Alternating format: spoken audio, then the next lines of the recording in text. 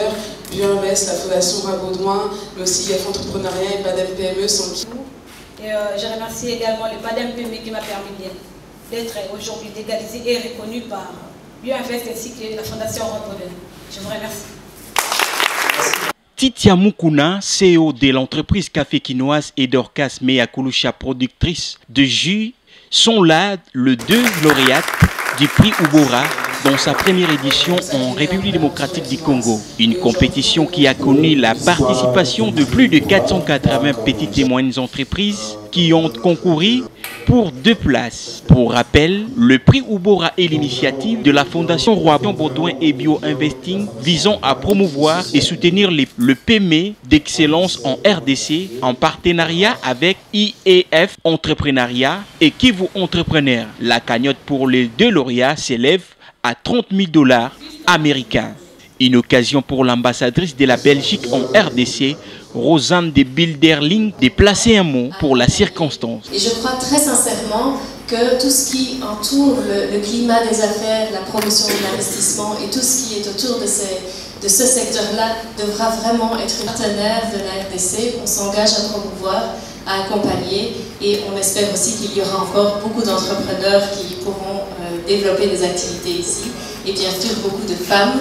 Je ne vous cache pas mon plaisir en tant que première femme belge ambassadeur ici à Kinshasa de pouvoir voir que les 2 lauréates sont des femmes et je leur souhaite surtout plein succès à l'avenir.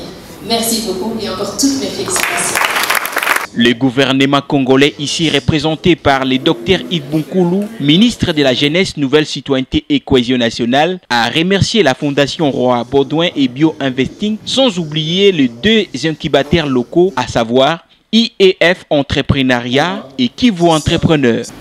Mais également l'initiative de la mise en place d'un programme d'appui de développement de micro et petites moyennes entreprises, que je salue le coordonnateur ici présent, a prouvé réellement que la jeunesse congolaise reste une jeunesse résiliente, une jeunesse imaginative, mais également une jeunesse déterminée à répondre à cette attente de notre pays. Que les initiateurs du prix Ubora se servent de cette base, car la République démocratique du Congo ne peut plus être considérée aujourd'hui comme un désert en matière d'entrepreneuriat. Et dans cet élan de compétitivité, je salue les différents jeunes, les différentes jeunes qui ne cessent de participer à ces différentes épreuves qui prouvent à suffisance que l'image ternie de la République démocratique du Congo, où le favoritisme était le maître mot, n'existe plus. C'est aujourd'hui la méritocratie à plusieurs niveaux. Tour à tour, la Fondation Roi Baudouin et le professeur Val Massamba, 2G de IEF Entrepreneurs, ont livré leurs impressions pour la réussite de cette première édition du prix Ubora en RDC. Non, mais la Fondation Roi Baudouin a l'habitude d'organiser des prix qui honorent des PME d'excellence. Et là, en association avec Bioinvest, qui est une grosse boîte belge, voulait en faire encore plus. Et donc, ils ont pris l'initiative d'organiser la première édition du prix Ubora. Comme on est partenaire de la Fondation Baudouin, eh bien, on a proposé la base PADEM PME COPA parce que ça a été un franc succès par le passé. Vous avez vu comment le PADEM PME a réellement boosté l'entrepreneuriat des jeunes et des PME dans notre pays. Donc, on s'est servi de cette base, de ces personnes qui étaient accompagnées fortement, techniquement et financièrement, qui ont bénéficié de ce soutien de la Banque mondiale à travers le gouvernement congolais. Et donc, il fallait trier dans cette crème-là, la crème des crèmes, et avec un jury international bien constitué, eh bien, on a pu trouver la crème, notamment avec ces 2 lauréats, Titia Mukuna qui fait du café et Dorcas Meakulucha qui fait des jus à base de plantes endémiques. Donc, IEF Entrepreneuriat est l'un des membres du consortium qui a conduit le projet compétition de plans d'affaires à côté de Kivu Entrepreneur et de Deloitte, mais aussi qui participe également à la mise en œuvre de centres de PME à côté de KPMG et de ESP. IEF est aussi partenaire traditionnel depuis 2011 de la Fondation Baudouin qui continuent à croire à notre expertise et c'est comme ça qu'on a travaillé ensemble. C'est l'année prochaine, c'est chaque année qu'on récompense le PME d'excellence.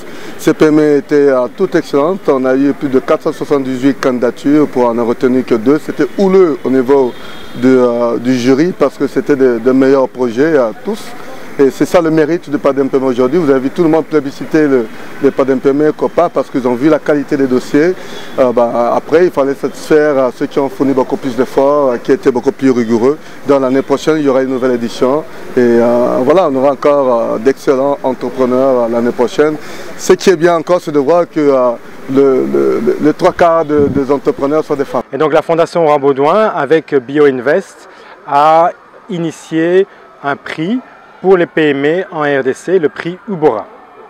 On était aujourd'hui la remise de prix à Kinshasa pour le volet Ouest. Il y avait quelques jours à Goma la remise du prix pour le volet Est.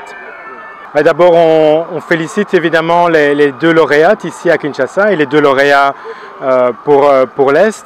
C'est la preuve, je pense, que malgré toutes les difficultés et malgré l'image assez négative que peut avoir le secteur privé dans ce pays, il y a vraiment des personnes, des individus avec leur entourage qui font preuve d'énormément de résilience et qui réussissent à faire fructifier leur activité économique tout en respectant les règles, tout en faisant attention aux questions sociales, environnementales et de gouvernance. C'est vraiment ça l'esprit du prix Ubora, récompenser, mettre en avant ces personnes-là. Signalons par ailleurs que un diplôme spécial a été décerné au professeur Valma Samba par Alexis Mangala, coordonnateur du projet d'appui au développement des micro, petites et moyennes entreprises en RDC pour son engagement du PADEMPM et de son rôle qu'il a joué pour le projet Ubora.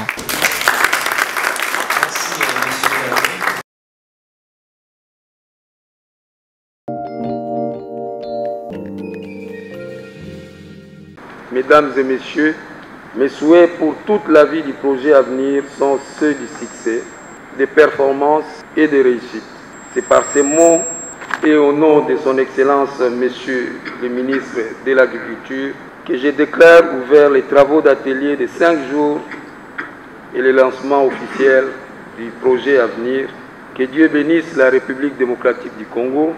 C'est par ces mots de l'ingénieur José Ilanga, secrétaire général du ministère de l'Agriculture de la République démocratique du Congo, que cet atelier du lancement du projet d'autonomisation par la valorisation de l'entrepreneuriat agricole et rural sensible à la nutrition, inclusif et résilient a été lancé ce lundi 4 décembre 2023 au Salon Congo de l'hôtel Pullman. Prenant la parole, Bob Bibacha, coordonnateur de la cellule d'appui technique du ministère de l'Agriculture et coordonnateur de l'équipe préparatoire de la mise en œuvre du projet à venir, a présenté ses projets et ses avantages. L'atelier d'aujourd'hui, c'est un grand atelier qui marque les débuts effectifs des activités du projet à venir. Et donc, comme vous l'avez suivi dans la salle, aujourd'hui, il a été question que nous puissions présenter aux participants l'équipe du projet, donc l'équipe de l'unité de gestion du projet qui a été recrutée, ainsi que les personnels recrutés, les différents chefs d'antenne. L'atelier aussi a le mérite d'être un atelier d'immersion pour permettre aux membres de l'équipe du projet de se familiariser avec le projet. Parce qu'on ne peut pas entrer dans un projet si on ne connaît pas les projets visent quel objectif, les projets à quel objectif, les projets à quelle composante. Et donc, le but de cet atelier, c'est de bien vouloir familiariser cette équipe du projet au projet à venir. C'est un grand projet qui met l'accent sur l'entrepreneuriat des jeunes et sur la valorisation des femmes. Et donc, c'est un grand projet qui va booster beaucoup plus, n'est-ce pas, comme nous l'avions dit dans la salle. Il y aura 617 des pistes de routes de dessert agricole qui seront réhabilitées. Il y aura 21 marchés qui existent déjà mais qui seront modernisés. Et donc c'est un projet qui va booster beaucoup plus la production agricole parce qu'il y aura également la réhabilitation des routes et des secteurs agricoles qui vont permettre, n'est-ce pas, l'évacuation des produits agricoles des lieux de production vers les grands centres de consommation et plus particulièrement la ville de Kinshasa, une ville qui compte une population immense. Sophie Retch, directrice adjointe de l'Agence française de développement, parle ici de l'importance que la France accorde à ces projets à venir. Cette opération s'inscrit dans le cadre de la déclaration conjointe entre la France et la République démocratique du Congo du 20 mai 2019 qui réitère et réaffirme la volonté des 2 pays de collaborer dans la lutte contre l'insécurité alimentaire et nutritionnelle Le projet s'inscrit également dans le cadre du protocole d'entente pour un partenariat stratégique en matière de croissance durable et inclusive signé en décembre 2021 entre le ministère des Finances, son Excellence M. Kazadi, et le directeur général de l'AFD, qui fixe une cible d'engagement financier de 500 millions d'euros sur la période 2022-2025 et précise que les engagements en matière de prêts porteront en priorité sur les secteurs de l'énergie, de l'eau, de la ville durable, du numérique et bien sûr de l'agriculture. Le projet à venir est un partenariat exemplaire, au moins à 2 titres sur lesquels je voudrais revenir. D'abord, il mobilise des financements du FIDA, de l'AFD, du Fonds pour l'environnement mondial, mais aussi du gouvernement de la République démocratique du Congo et des bénéficiaires finaux, notamment par l'intermédiaire d'institutions financières au travers de prêts. Ensuite, et c'est le deuxième point, il crée un environnement favorable au développement des agriculteurs locaux et des petites entreprises familiales. Cet appui favorisera la transformation durable de l'agriculture familiale en veillant à l'inclusion des groupes vulnérables par un appui à des initiatives entrepreneuriales principalement portées par des jeunes et des femmes. Achanko Valentine, directeur pays FIDA RDC, a salué cette initiative. Au nom du Fonds international de développement agricole et des autres partenaires qui ne sont pas représentés ici, dans le cadre de l'atelier de lancement ou de démarrage du projet autonomisation par la valorisation de l'entrepreneuriat agricole et rural sensible à la nutrition, inclusif et résilient. Le projet à venir, comme son nom l'indique, trace effectivement le chemin pour l'avenir. C'est effectivement l'avenir pour la vision de l'agriculture qui est prônée par le gouvernement de la RDC, c'est-à-dire procéder à la revanche du sol sur le sous-sol. Mesdames et messieurs, ce projet est une opportunité pour les populations rurales des provinces du Congo central, Kwango, Kwilu, Maïndombe et la périphérie agricole de Kinshasa pour s'engager débutement dans l'agriculture, bien sûr familiale, mais entrepreneuriale, permettant de lier les productions agricoles au marché. Notons qu'à l'issue de cette conférence inaugurale modérée par Maître Olivier, un échantillon de 11 membres sur les 17 qui ont été recrutés pour la première phase ont été présentés à l'assistance, question de les encourager pour la tâche qui les attend. Débuté ce lundi 4, cet atelier sera clôturé le vendredi 8 décembre 2023.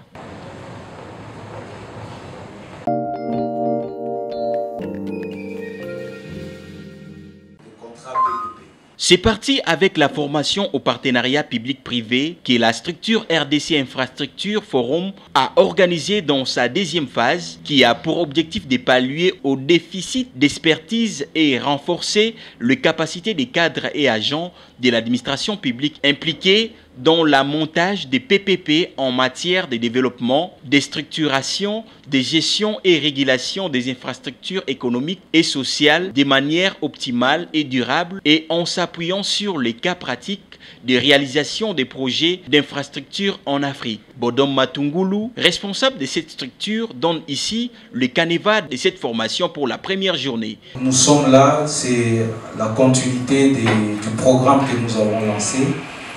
DRC PPP Capacity Building 2023. Nous avons lancé avec le programme avec une conférence d'ouverture et il était question d'aller maintenant en atelier avec les différents formateurs intervenants puis apporter une lumière sur la pratique des PPP lors de la conférence. Nous aurons donc 4 jours, chaque jour 2 sessions, les avant-midi et puis les après-midi, séparés toujours par une pause déjeuner. Alors, pour aujourd'hui, nous avons 2 intervenants. Le premier, c'est quelqu'un qui n'est pas présenté, c'est Maître Calixte, qui est expert en PPP.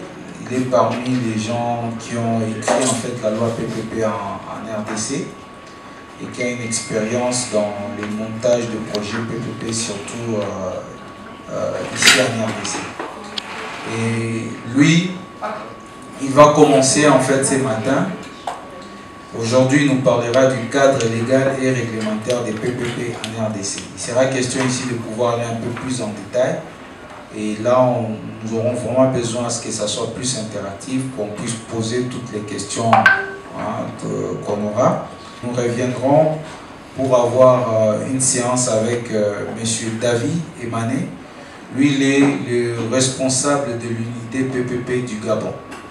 Et il a une grande expérience sur plusieurs projets en PPP, surtout une expérience pratique, pas seulement au Gabon, mais aussi en Afrique. Et lui, il va s'entretenir avec nous, donc les après-midi sur la structuration, et puis il va parler aussi des financements des projets PPP. Débuté ces cadres, cette formation sera clôturée le 7 décembre 2023 à l'hôtel Pullman, en la salle Tumba, où plus de 35 participants auront leur brevet de participation.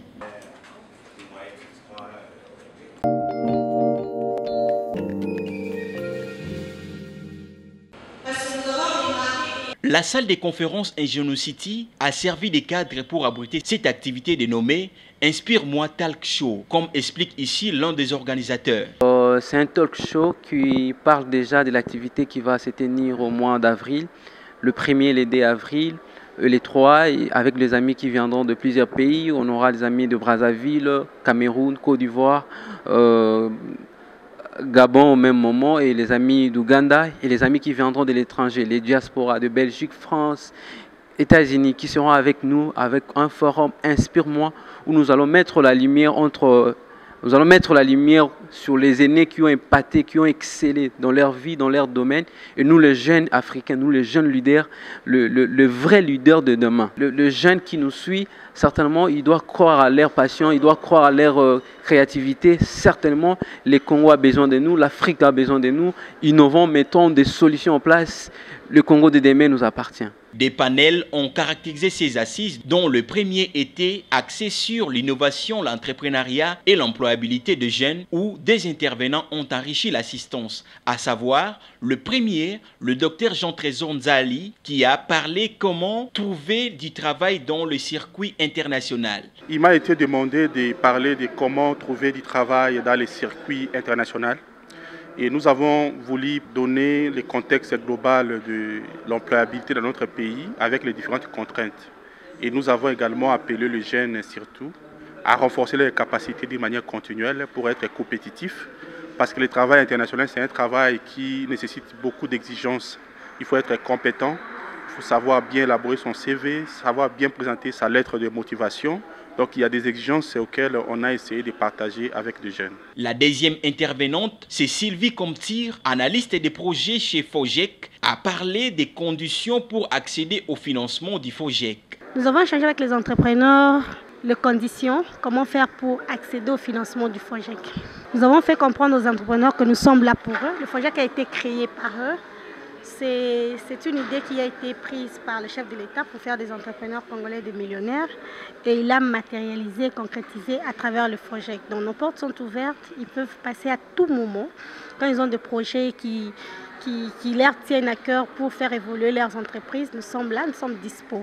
Le deuxième panel était composé de 3 panélistes, dont le professeur Pierre Kassengedia, le pasteur Miyimi et les révérends Dr Samuel Elwabantou, qui ont exploité tous la question du développement communautaire, l'engagement social et la bonne gouvernance. Le thème qui m'a été confié, c'est quel est l'impact de mentor pour découvrir et permettre le développement individuel.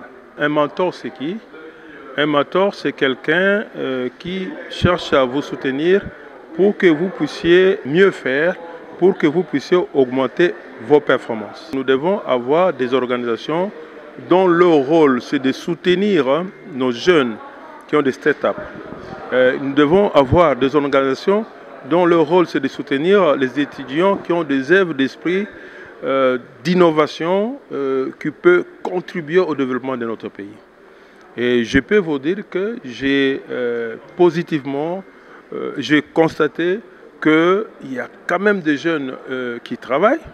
Et puis même cette organisation Ingénie City, c'est une sorte de mentor aussi pour accompagner les jeunes. Mais je voudrais dire que le véritable mentor doit être l'État congolais. Le thème que j'ai développé était celui du rôle de l'Église dans les processus de développement. Quel est le rôle de l'Église? Alors, je dis d'abord que l'Église est un partenaire du développement, partenaire social, partenaire du développement dans le sens que l'identification des besoins à la base, l'Église est bien outillée à le faire, puisque l'Église vit à proximité de la population. Nous avons par exemple les besoins à nous, partout où l'Église se développe en province, ne voyons pas seulement ici à Kinshasa, il y a beaucoup de besoins à nous. Et développer des lots, développer les écoles, prendre le domaine seulement de l'éducation, c'est un grand champ, de l'école primaire et maternelle, primaire à l'université. C'est un champ que l'Église tient à cœur, puisque la Bible nous le recommande. Nous devons former l'homme dans son intégrité. Le thème de cette conférence concernait principalement la bonne gouvernance. Moi, je suis intervenu pour parler de la place prépondérante de la conscience dans la bonne gouvernance. Simplement, nous avons un pays où les gens sont instruits suffisamment. Nous avons des universités partout, même des professeurs d'université dans les institutions universitaires étrangères. À Yale, à Harvard, partout on retrouve des Congolais, même ici. Le problème, ce n'est pas l'intelligence, surtout la conscience. Nous voyons des professeurs d'économie qui se retrouvent ministres et qui participent au pillage, au détournement des fonds. C'est un message négatif déjà pour les gens que cette illustre personne a eu à former. Ce n'est pas seulement le cumul de connaissances, mais certaines compétences nous en avons besoin. Nous avons besoin des gens qui ont une conscience éclairée, des gens qui savent discerner le bien et le mal, qui ne se laissent pas aller dans la mégestion, mais au contraire, des gens qui deviennent des ambassadeurs, des agents de la bonne gouvernance, dont la place de la conscience est primordiale pour le développement du Congo. Sans conscience, ce pays-ci ne se développera pas, ça je peux vous le dire, parce que toutes les richesses qui sont produites seront toujours détournées et la population meurtrie continuera à pleurer encore pour de nombreuses années à venir. Il y a lieu de signaler que cette activité a connu la participation de quelques jeunes entrepreneurs qui ont exposé leurs biens et services.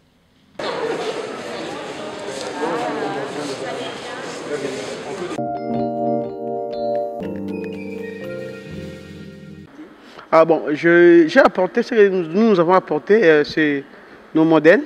Nous sommes d'abord WorkTech Enterprise. WorkTech Enterprise, c'est en anglais, mais en lingala, c'est Misaya Maboko. Dans les travaux techniques en français. Nous sommes des concepteurs d'outils numériques. Par exemple, des ordinateurs, des tablettes et des téléphones. Non, nous sommes des concepteurs. Ah, expliquez-nous. Voilà. Nous concevons. Voilà. Nous concevons nos machines.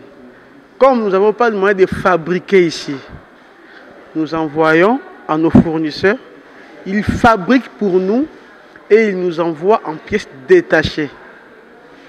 Et puis nous ensemblons. C'est ça notre spécialité. Alors qu'est-ce que vous avez mené comme machine, la particularité de vos machines? La partie de nos machines, ça sont des all-in-one. Quand on dit all-in-one, tout en est. Vous voyez, ça c'est un écran, mais c'est en même temps ordinateur. Tactile. Ils utilisent toujours les Windows comme tous les autres ordinateurs. Ce sont dotés de processeurs de 12e génération, le i5, 12e génération. Nous avons aussi ici des ordinateurs Android. S'il vous plaît. Des ordinateurs Android de 11 pouces et de 14 pouces. Nos ordinateurs prennent en charge des cartes SIM. Donc vous n'avez pas besoin de modems externes, que de modems internes. Déjà quand vous mettez votre carte SIM, vous envoyez les mails comme on fait dans nos téléphones. Directement, vous avez la connexion. Et puis, ce qui est génial, vous n'avez pas besoin d'électricité même si vous n'avez plus de charge. Ça, c'est un panneau pliable. Vous pliez votre panneau, comme ça, vous mettez dans votre sac. On va vous donner avec un câble de 5 mètres. C'est un panneau pliable. Donc, tous nos ordinateurs portables prennent en charge ces panneaux. Donc, même s'il n'y a pas de...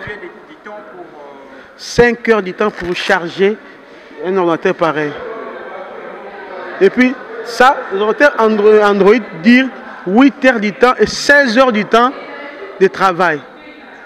Ça n'est pas du travail que j'ai dit. Si vous regardez des films, vous avez 8 heures. Mais si vous travaillez que sur le texte, disons l'Internet, faire des saisies ou autre chose qui ne demande pas beaucoup d'énergie.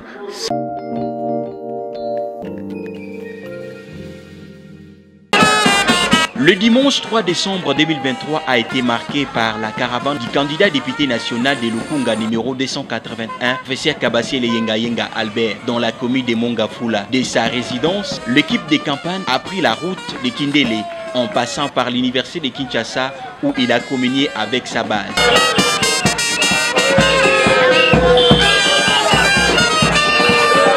De l'université de Kinshasa, le champion de Lukunga s'est dirigé au quartier gare de Kimwenza. De même, ce dernier a lancé son message captivant devant les passants qui ont été convaincus de son discours.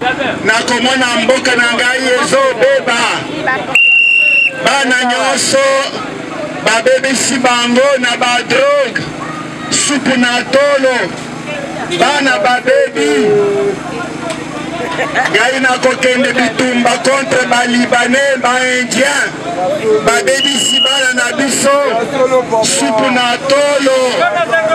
Après la gare de Kimwenza, à quelques mètres de la chute de Lukaya, la population de ces coins a présenté au candidat numéro 281 leurs problèmes d'électricité. Sur le champ, le champion de Lukunga a appelé son collègue, professeur Teddy Luamba, directeur général adjoint de la SNEL, pour résoudre cette situation. Un motif de satisfaction pour cette population. Numéro Nangai, Nazo Tika Yango, il y a DG, il y a SNEL, Teddy, comme on a yé Teddy, Nazo Tika Pe Yango, Nazo Benga Ye Namis Nabino. Pour boucler les boucles, le professeur Kabasiele Yenga Albert, candidat député national numéro 281, a clôturé sa descente de ce dimanche au quartier Kindélé, où plus de 300 personnes l'ont reçu dans une ambiance électrique. Et voici les résumés de son message partout où il passe. Ba jeune na biso ba baby. Soki okei Gabon. Soki okei Brazzaville awa. Soki okei Centrafrique. Soki okei Angola. Jamba ekotaka na mboka te. Supu na tolo ekotaka na aéroport te. Bombe ekotaka na bamboka wana te. Soki bakangi yo na Bombe na Sénégal okei boloko. Et pas na biso ba frontière eza passoire. Zuwa mulangi oyo ya supu na tolo wana. Pesa indien oyo atekeli mwana na yo. Soki eza masanga malamu yo moko mela. Indien akomela te. Awa na Congo bazotekela bapaya mabele pona libela ti tango Yesu akozonga. Ezalaka te mabele ya mboka batekaka yango na mupaya te. Boteka mboka te ere yango. Notons que le professeur Kabasiele Yenga Albert, candidat député national de Lukunga numéro 281, soutient toujours sa base partout où il passe.